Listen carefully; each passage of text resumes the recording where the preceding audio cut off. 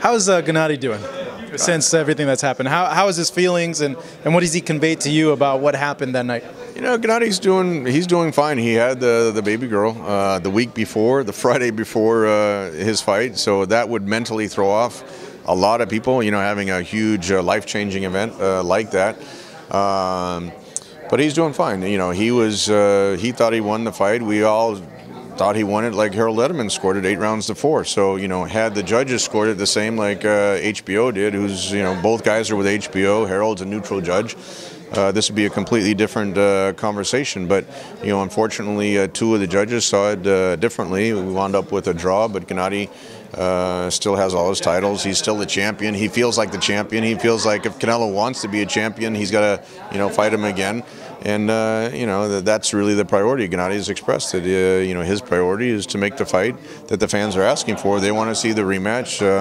It was financially a very successful event, and that was one of the few mega fights that actually delivered in the ring. We had the great fight between Vladimir Klitschko and Anthony Joshua. That one delivered in front of Wembley Stadium, 90,000 people, and this is one of those fights in Las Vegas that delivered, you know, in the ring between, you know, Gennady pressing the action and Canelo, you know, fighting, you know, when, you know, kind of throwing some of the more flashy punches. But I think the only way to resolve that is to do the rematch, and then, you know, both guys will have to make a bigger statement to convince the judges. So what's going on with the rematch? Give us an update. At this point, where are the talks, and then are you guys still targeting May? Eric Gomez was here. I don't know if he's still here. He was at the media lunch representing Mickey Roman, but I've been in regular contact with Eric, and you know, hopefully we can work it out. I don't think it should be that difficult to do it because the first fight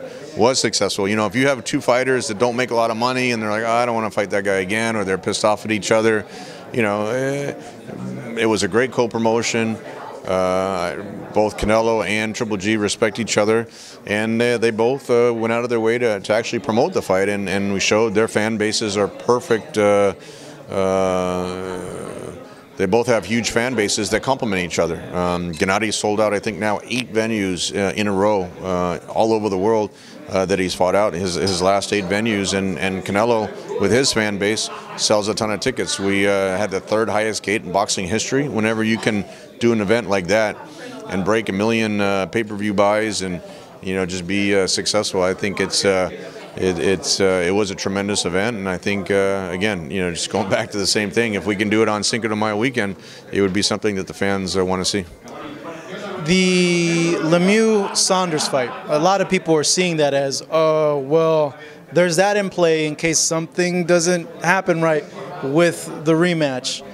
You guys worried about that at all, or are you fairly confident that it is going to happen in May?